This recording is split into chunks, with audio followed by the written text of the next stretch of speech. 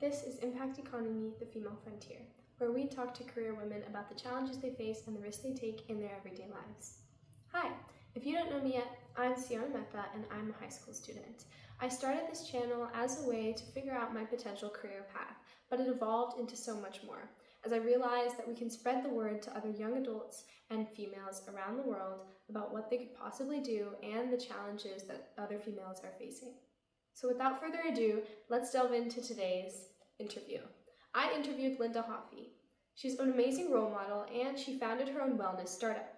She's really impressive and she has had multiple career paths. So this could be interesting to a lot of people.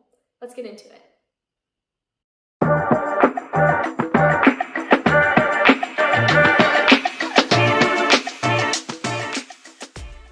Can you tell us about your current role and how you got there? Sure. I started my own company, Corporate Calm Wellness, and I started a couple of years ago. I've always had a passion for helping people with calming the stress out of their life. And I've kind of went through my own path in my previous career where I had to overcome a lot of really stressful, difficult things in my life. So I've loved that vertical for a while. And when I had the opportunity, I became a certified yoga instructor, started teaching myself in the ways of overall wellness. And I had a speaking background in the past, but now I bring my speaking background to talk on wellness, on digital wellness, on staying on your own mat. I talk to both students as well as professionals. And it's a joy to be able to open a business where you really have a true passion for what you do. So you mentioned that you have a certification. Was a lot of learning to do what you do self-teaching, or did it include a lot of an educational background? Great question. I would say it's kind of hand in hand. I knew about yoga for some time. In my previous position, I traveled quite a bit for my job. So traveling from town to town and really having to be up and ready and happy as a speaker, you had to make sure you're bringing your energy and your A game every time that you come. So I had learned that grounding myself or centering myself, quieting my mind so that I could get to sleep when I was on a different time zone or when difficult things were happening. I just learned that yoga and meditation really helped me be my best self in my job.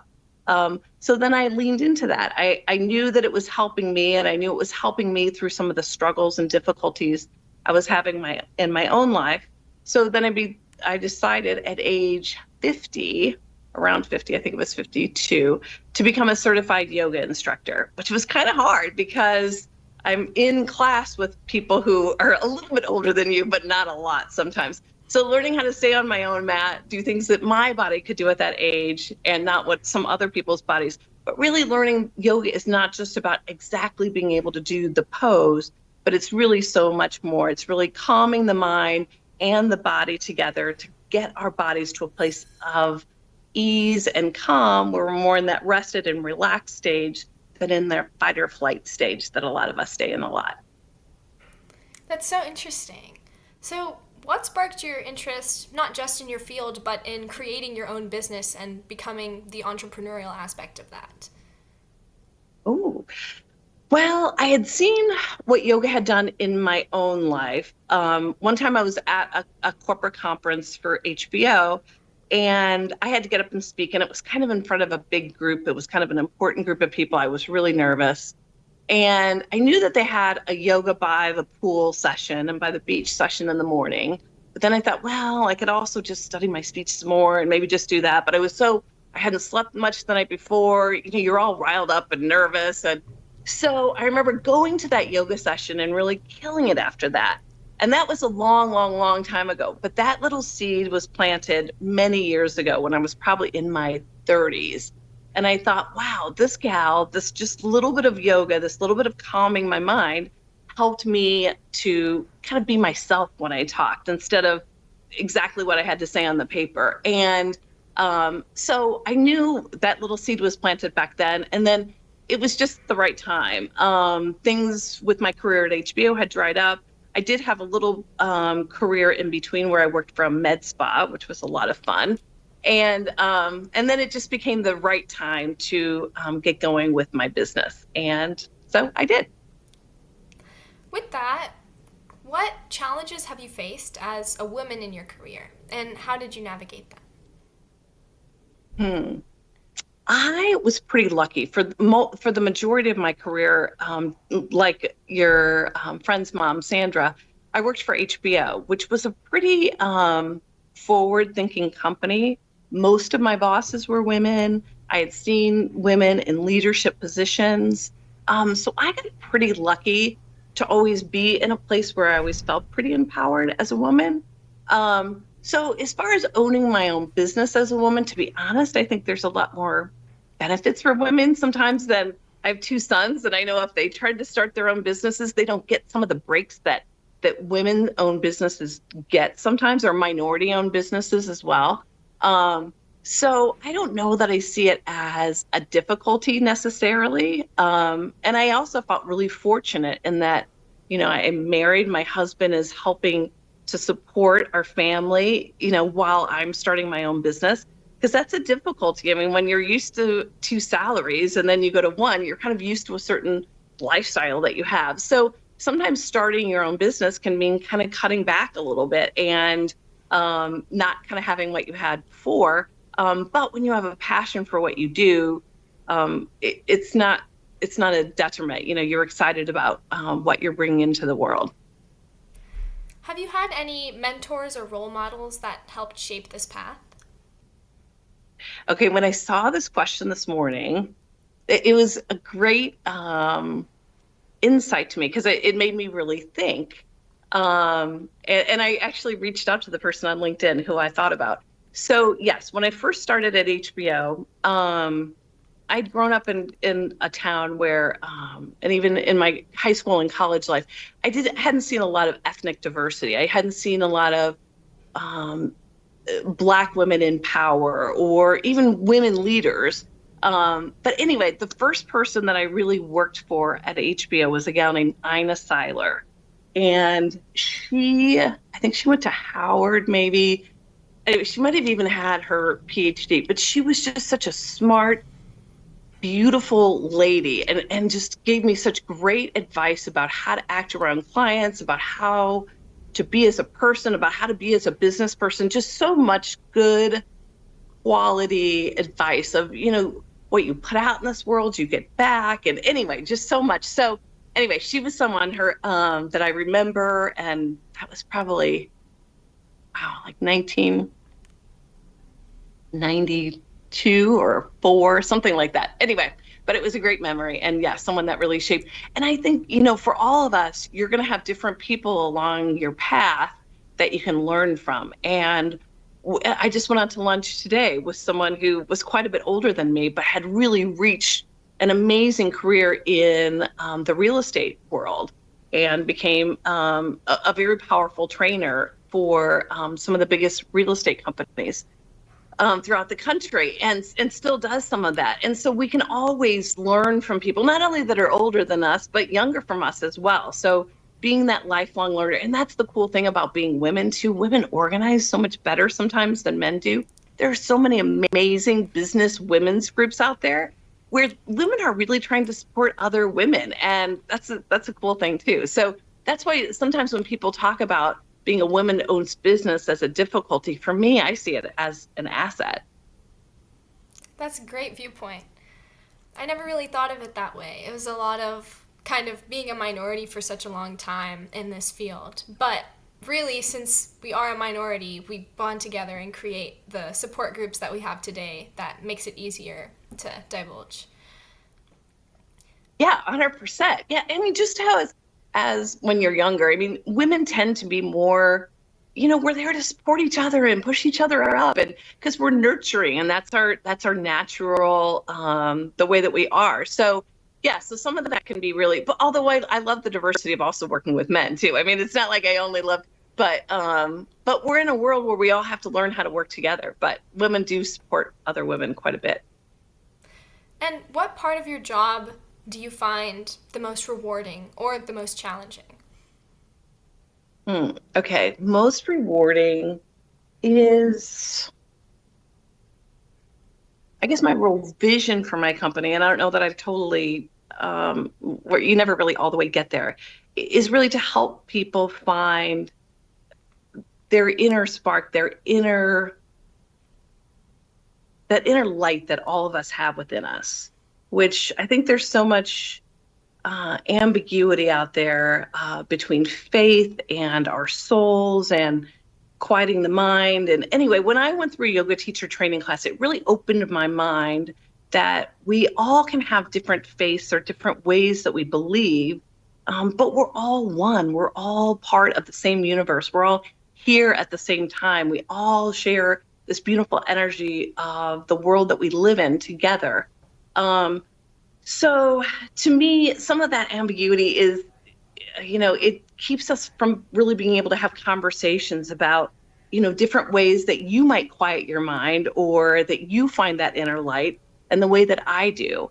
And so for me, it's helping people find a way to quiet their minds, to kind of melt away some of the stress of this world, which can be harsh and difficult. I mean, a lot of us, we take on a lot of weight, and we think that life is difficult and terrible and all those kinds of things. And so helping people melt away a little bit of that stress, finding their inner passion, their inner light, their inner inspiration is really one of the main, it's kind of my why of why I do what I do and why I'm passionate about it. And then on the other half, did you ask me about just potential challenges that you might be going through or you have gone through? Oh my goodness, so many, so many. I was doing so many things wrong the first year of my business that I didn't even know. I didn't know much about networking, about how to really reach out to other people, about how to share your story in an authentic way. So that was difficult. And also time management, of how you manage your time as a solo entrepreneur, which is so different than when you kind of have other people around you, and that, you kind of have to be more in a regimented time slot.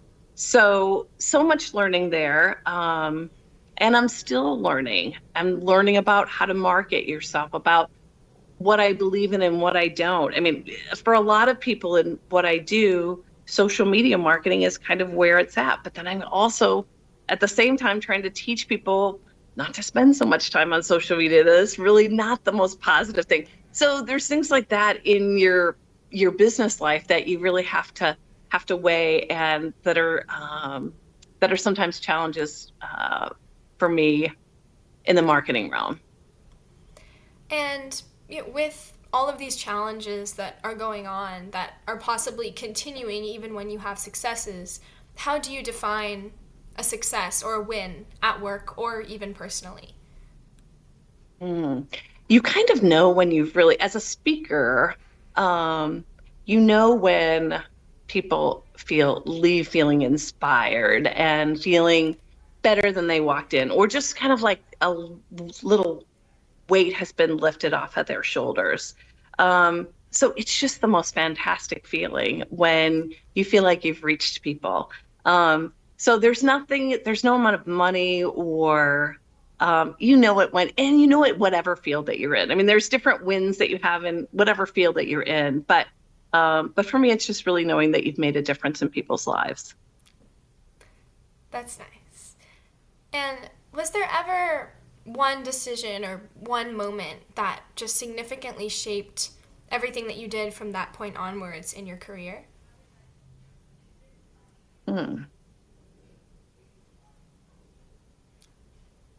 I don't know.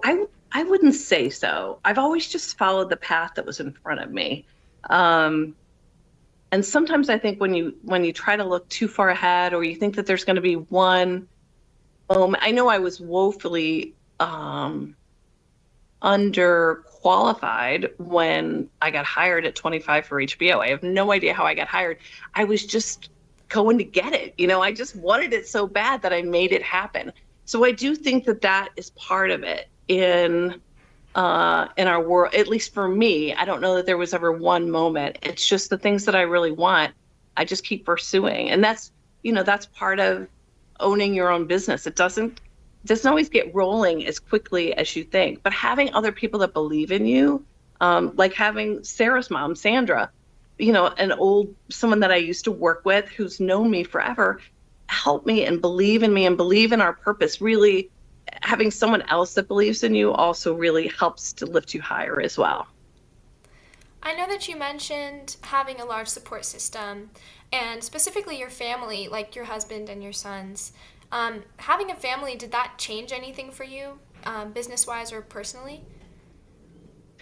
Oh, yeah. And I guess that's kind of the biggest thing, when you talk about women-owned businesses or how women work in the workforce, at least for me, that was a really important thing. Being a mother always came first to me, and then my career always came second. And that's just always the way it was. And it still is that way to some extent. But as you get older and my kids are grown now and both have jobs of their own, you're not needed quite on the daily basis that you were when you were younger. So that's why it's given me more time now to really do my own thing and to find my own path.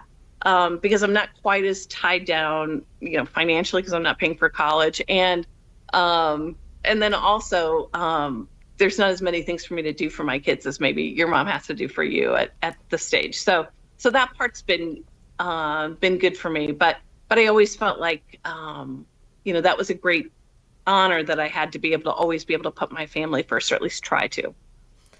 With these priorities, I'm sure there comes some challenges. How did you manage work-life balance or avoid burnout at this time in your life or at any time when you were working?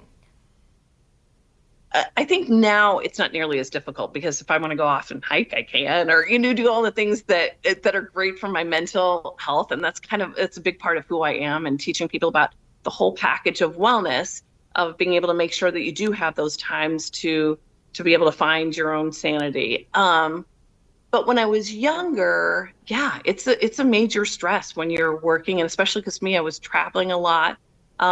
But that's when I really fell into being able to do yoga. I used to pull out the towels at the Marriott and set them on the floor, when I would get there, and I would do some yoga at night before I went to bed. And then I'd get up in the morning and I'd do some more things. And, a lot of times I didn't like to go down to the gym, and because there were other people down there, and I don't know, sometimes you just don't like that, but I could always do yoga anywhere.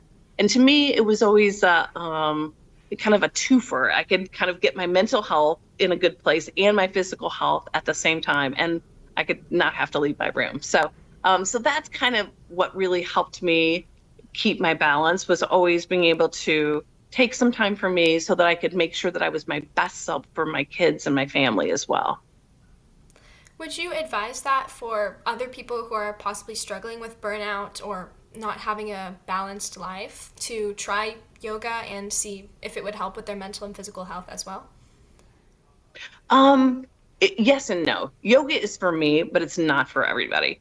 What I suggest is find what that passion is for you. Maybe it's the idea behind yoga, or really behind running, or behind cycling, or any of those kinds of physical things that we do, is we focus just on that. And so it gets our mind into a different place. So instead of sometimes worrying about the same issues or whatever problem is currently happening, or, oh, my son's doing this and that's terrible, or this terrible thing's happened to me at school, it can break that cycle and it can put us into a better place. So that's why just taking a walk around the block, or getting some fresh air, being outside in nature, or whatever we can do to break that cycle. So my advice is always find what that is for you. Maybe it's swimming and you love doing that, and that really helps you. So whatever it is for you, I love yoga because it's what I love, but it's not for everybody. So my passion is to show people to find their own path. Are there any misconceptions that people may have about your line of work? Well, I guess for me, I pivoted.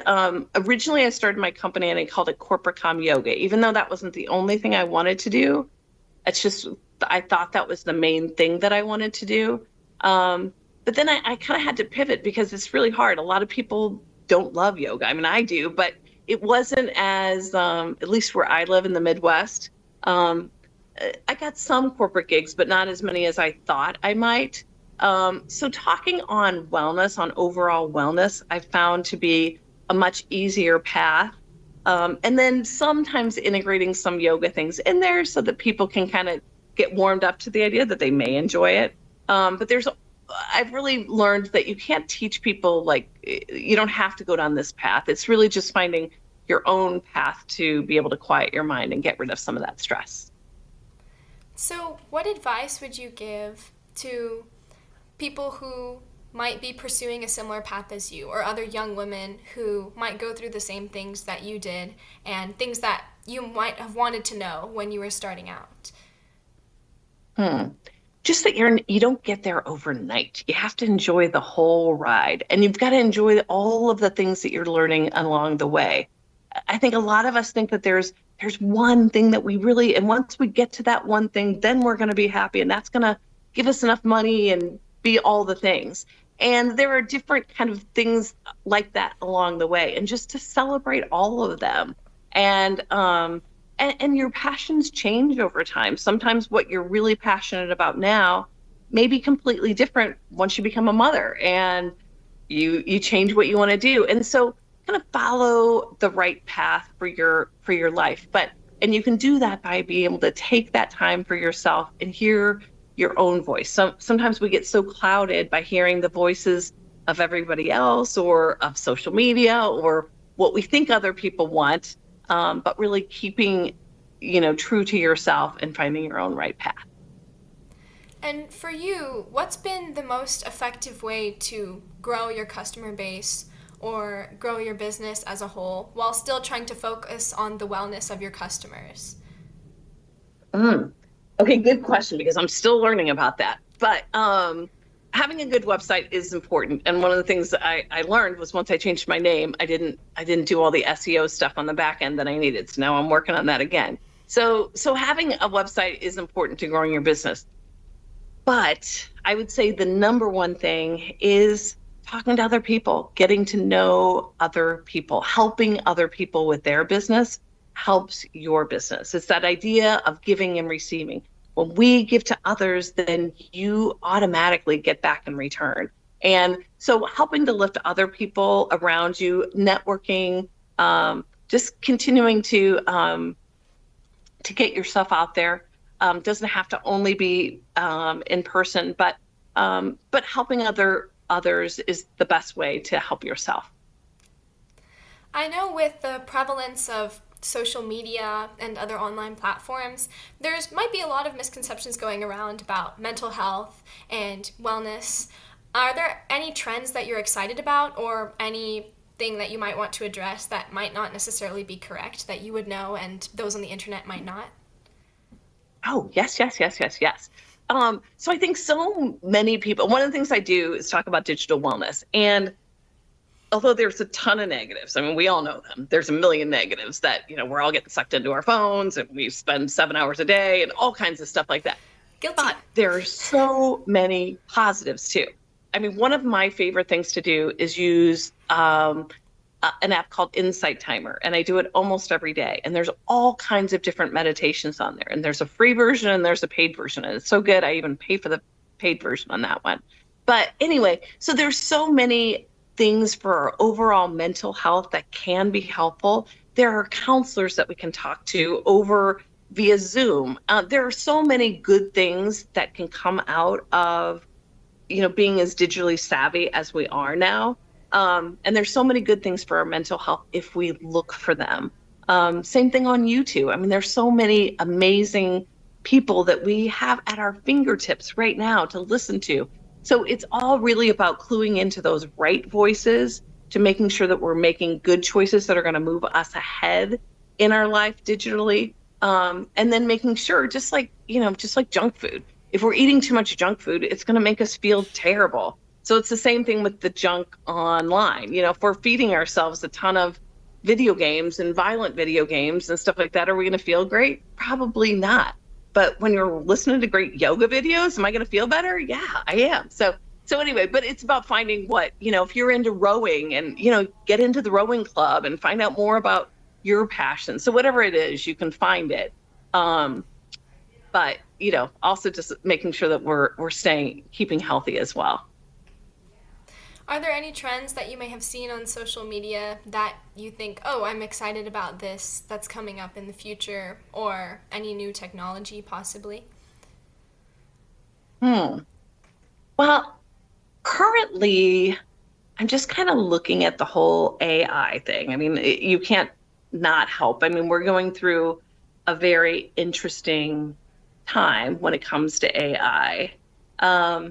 But one of the interesting things I read was back, I think it was in the early 1800s, maybe late 1700s. And everybody was all worried about the social impact of this brand new technology that was just ruining the family, and it was ruining communication. And, anyway, so it was the change that people had iron stoves in their house compared to an open hearth, where people used to sit around this big open hearth and cook their food.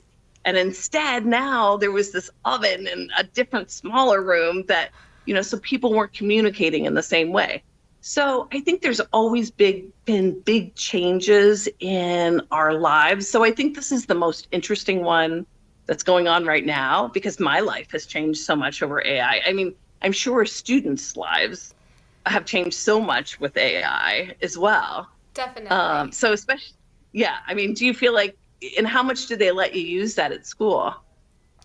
Well, I think it's inevitable at this point that a lot of students will use it, so they're just telling us to cite it at this point. But I know that they're now doing teacher trainings for how to effectively use AI in the classroom and how students can use it to actually widen their knowledge rather than, what you would assume with cheating and plagiarizing. But I think that they're getting better at managing AI in classrooms, and even though it was a big change, it's expanding for sure. Yeah, and exactly what you say is what's happening in the business world. People are trying to figure it out. My husband works for a really big company, and they just got AI because, even though everybody was kind of using it maybe on the side, but you officially couldn't use it at work until a few months ago. So I think we're all figuring out how to use it, but I know it's a huge change in our world, but it can be an amazing change too. So I guess, part of what I'm trying to learn about is, that not fearing change, and how do we all adapt to this new technology in a way that's going to be healthy and good for everyone. Certainly. So could you just walk us through your day-to-day life, a typical day in your current role? Okay, good. I would say I usually I try to get out almost every day to have some type of communication or networking experience or something like that. So usually Mondays is my day to get work done at home. So usually I work from my home, and I get caught up on emails, the kind of things that you would expect. I am always trying to do different marketing things. I do some things on social media, especially with LinkedIn, and keep current with things like that. I have a business development group that I also meet with on Mondays. That is a small group of entrepreneurs, both men and women, and we're all in different industries, but most of us are solo entrepreneurs. Not all of us, but a lot of us are. So we get together, we give each other business ideas, things like that.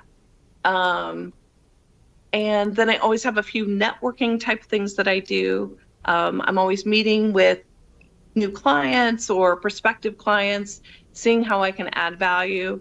And let's see. And usually, and the good thing about being in my industry is I also will teach some yoga classes. I teach some for my business, but then I also teach some at a local studio. So I really enjoy that. That kind of gets sprinkled into my world as well.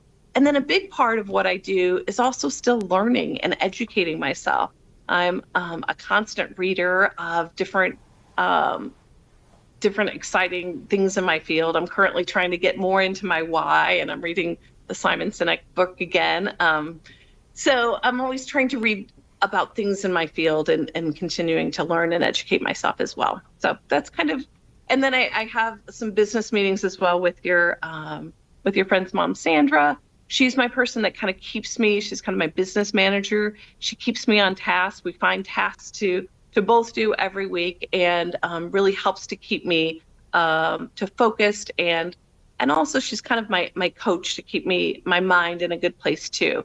Is sometimes being a solo entrepreneur can be, there's a lot of highs when you're doing, big groups of people and it gets awesome, but doing the marketing for all those kinds of things isn't as exciting sometimes. And sometimes you have a lot of rejections or things don't work out exactly your way. So having somebody in your corner to help with some of those things and just keep your motivation high helps as well. You mentioned a lot of networking and also kind of from your first job giving speeches and speaking to masses of people. And I kind of just had a personal question. I'm a member of the speech and debate club at my school, and we do a lot of that teaching on speaking, about confidence, about inspiring change. Do you have any tips for that or things that you found have helped you in the past? I was into speech when I was in elementary and high school as well. And then I also had a niece who was so into that, and she even did mock trials and stuff like that. And then she eventually became a lawyer. So learning how to speak at a young age, not everybody is into it, but if you have that quality, I mean, a lot of people hate public speaking. So people who can speak well to others, be confident, just be able to have a conversation. A lot of younger people get so caught into the screen that they can't have these face-to-face conversations.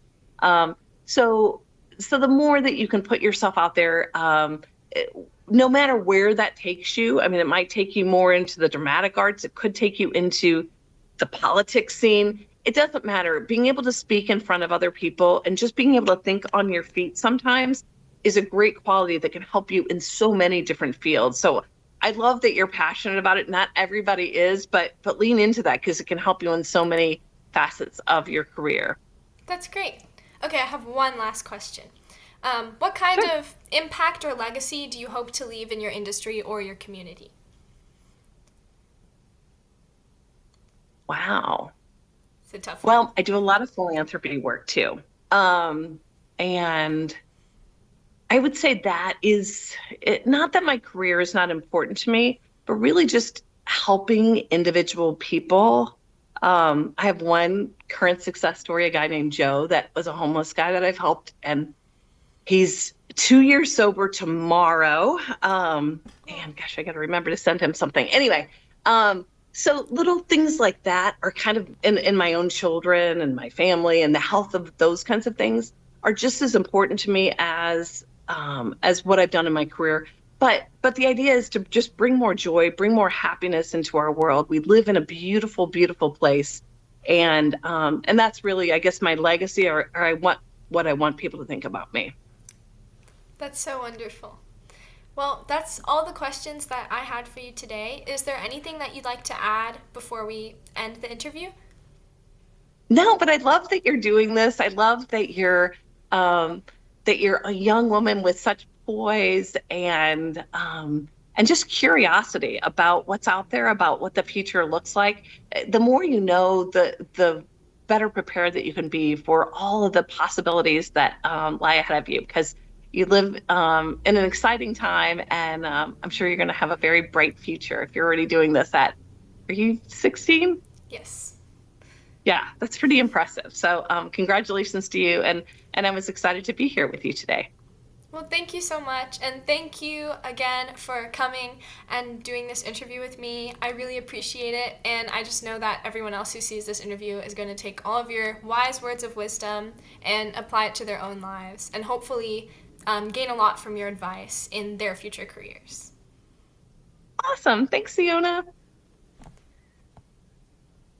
That was Linda Hoffey, an amazing role model who I interviewed in mid-October about her wellness startup.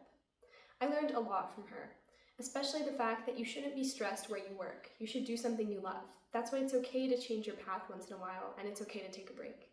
Thank you for joining us this time on Impact Economy, the Female Frontier.